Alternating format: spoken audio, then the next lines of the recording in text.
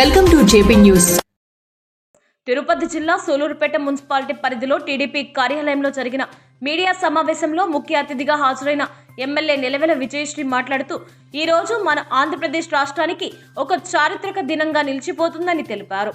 అమరావతి చట్టం అంటే ఆంధ్రప్రదేశ్ పునర్వ్యవస్థీకరణ సవరణ బిల్లు 2026 కేంద్రంలో పాస్ కావడం ద్వారా అమరావతిని మన ఏకైక శాశ్వత రాజధానిగా గుర్తించడం జరిగింది. ఈ చట్టం వల్ల రాష్ట్రానికి నిధుల ప్రవాహం, పెట్టుబడుల వెల్లువ తేగలిగే అవకాశం ఉందని, అలాగే అమరావతి రైతుల త్యాగానికి నిజమైన గుర్తింపు లభించిందని చెప్పారు. ప్రపంచ స్థాయి కంపెనీలు అమరావతిపై దృష్టి సారించడం వల్ల ఐటీ పరిశ్రమలు, సర్వీసెస్ సెక్టార్ అభివృద్ధి చెందుతుందని, యువతకు లక్షలాది ఉద్యోగాలు లభిస్తాయని వెల్లడించారు. అమరావతిని ఎడ్యుకేషన్, హెల్త్ కేర్, ఇన్వెస్ట్మెంట్ హబ్గా మార్చేందుకు కేంద్రం మరియు అనేక అంతర్జాతీయ బ్యాంకుల నుండి భారీ నిధులు అందుతున్నాయని వివరించారు.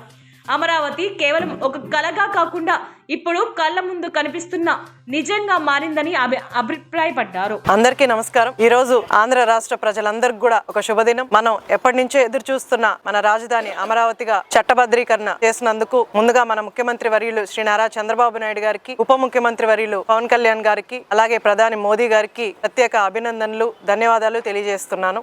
ఈ రోజు ఇక్కడ కూటమి నాయకులందరూ కూడా ఇక్కడికి విచ్చేసి, అటు తెలుగుదేశం, జనసేన, బీజేపీ నాయకులందరూ కూడా ఇక్కడికి విచ్చేయడం జరిగింది. మా అందరికీ సూలూరుపేట నియోజకవర్గ ప్రజలకే కాకుండా 5 కోట్ల మంది ప్రజలు ఈ రోజు గర్వంగా చెప్పుకునేలాగా, అమరావతిని మనం రాజధానిగా చెప్పుకునేలాగా, గర్వంగా చేసుకునేలాగా ఈ రోజు చంద్రబాబు నాయుడు గారు చేయడం జరిగింది. మనందరికీ తెలుసు, 2014లో మనకు రాష్ట్ర విభజన జరిగినప్పుడు ఆంధ్ర రాష్ట్ర ప్రజలు ఎన్నో ఇబ్బందులు పడ్డారు. తర్వాత అమరావతిని డిక్లేర్ చేసిన తర్వాత రైతుల దగ్గర నుంచి 33,000 ఎకరాలు మనము రైతుల దగ్గర నుంచి తీసుకున్న తర్వాత రాజధానికి యాక్సెప్ట్ చేసి గత ప్రభుత్వ నాయకులు మళ్ళీ అధికారంలోకి వచ్చిన తర్వాత 3 రాజధానులని మొదలుపెట్టి 3 ముక్కల ఆట ఆడిన విషయం మనకు తెలుసు. 5 సంవత్సరాలుగా రాజధాని ఏదో డిక్లేర్ చేయకుండా అది 5 సంవత్సరాలు కూడా పొడిగిస్తూనే వచ్చారు. ఈ రోజు మళ్ళీ కూటమి ప్రభుత్వం ఏర్పడిన తర్వాత రాజధాని అమరావతి అని చెప్పిన తర్వాత వైసీపీ నాయకులు మళ్ళీ కూడా రాజధాని వేశ్యల రాజధాని అంటూ ఆడవాళ్ళని అవమానిస్తూ ప్రచారం చేసిన విషయం మనందరికీ కూడా తెలుసు. మళ్ళీ ఈ రోజు మనకు అది అసెంబ్లీలో పెట్టి మేమందరం కూడా ఆమోదం పొందినందుకు, ఆ సభలో నేను కూడా ఉన్నందుకు నాకు ఎంతో గర్వకారణంగా ఉంది. అలాగే ఈ రోజు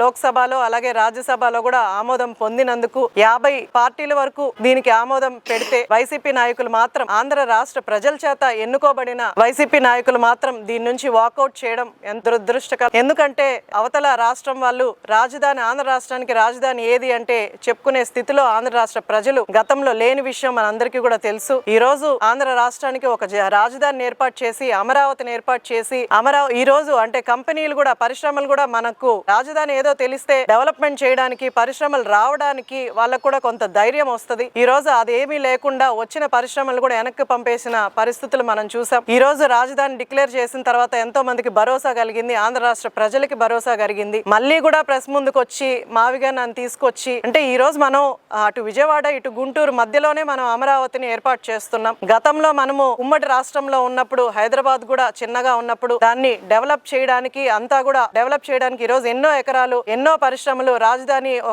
మొన్న నేను హైదరాబాద్ కి వెళ్తే అదొక యుఎస్ సిటీ లాగా, యుఎస్ లో ఉన్నట్టుగా అది అంత బాగా డెవలప్ అయింది. ఈ రోజు మనకు ఫస్ట్ చట్టబద్ధత తీసుకొచ్చి తర్వాత డెవలప్మెంట్ కి మనం ఎంతవరకు తీసుకురాగలమో అంతవరకు డెవలప్ చేసుకునేలాగా కొన్ని సంవత్సరాలు పడుతుంది.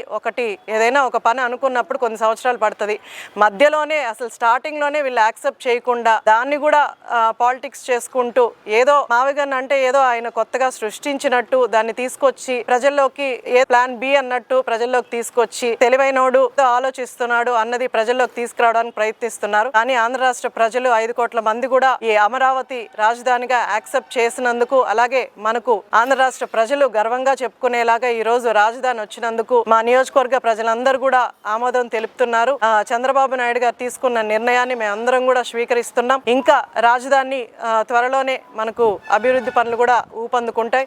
ఇప్పుడే పనులు కూడా మొదలు పెట్టడం జరిగింది. త్వరలోనే మనకు రాజధాని డిక్లేర్ అయింది కాబట్టి అభివృద్ధి పనులు ముందుకెళ్తాయి. అటు గుంటూరు కానీ, ఇటు విజయవాడ కానీ, ఆ చుట్టుపక్కల అంతా కూడా మనకు డెవలప్ అయ్యి రేపు పరిశ్రమలు ఎక్కువగా వస్తే మన వాళ్ళు కూడా ఇతర రాష్ట్రాలకు వెళ్ళి, అంటే హైదరాబాదో లేకపోతే చెన్నైయో బెంగళూరో వెళ్ళి ఉద్యోగాలు చేసుకునే అవకాశం లేకుండా మన ఆంధ్ర రాష్ట్రంలోనే పరిశ్రమలు వస్తాయి. కాబట్టి మన వాళ్ళు ఇక్కడే పని చేసుకొని ఇక్కడే పెద్ద కంపెనీస్ లో వర్క్ చేసుకునే అవకాశం మనందరికీ కూడా వస్తుంది. అలాగే ఒక రాజధాని ఏర్పడిన తర్వాత పరిశ్రమలు వస్తాయి కాబట్టి ఆంధ్ర రాష్ట్రం అంతా కూడా ఈరోజు డెవలప్ అయ్యే అవకాశం ఉంటుంది. అలాగే ఉద్యోగ అవకాశాలు కానీ అన్నీ కూడా అన్ని రంగాల్లో అభివృద్ధి అయ్యే అవకాశం ఉంటుంది. కాబట్టి నియోజకవర్గ ప్రజలందరి తరపున సంతోషం వ్యక్తం చేస్తూ దాన్ని కూడా ఆమోదించడం జరుగుతుంది. దీనికి ముఖ్యంగా చంద్రబాబు నాయుడు గారికి అమరావతిని ఆమోదింపజేసినందుకు చంద్రబాబు నాయుడు గారికి ప్రత్యేక ధన్యవాదాలు. అలాగే దీన్ని యాక్సెప్ట్ చేసినందుకు మోడీ గారికి కూడా ప్రత్యేక ధన్యవాదాలు తెలియజేస్తూ సెలవు తీసుకుంటాం.